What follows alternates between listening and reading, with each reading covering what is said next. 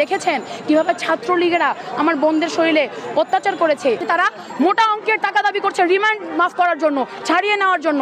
এটা আমি অত্যন্তভাবে ধিক্কার জানাই। আমি এই নোংরা বাংলাদেশকে ধিক্কার জানাই। যারা এখন পর্যন্ত এই পরিস্থিতি দেখে হাতে চুরি পরে ঘরে বসে আছেন, তারা প্রকৃত অর্থে বাংলাদেশকে ভালোবাসেন না।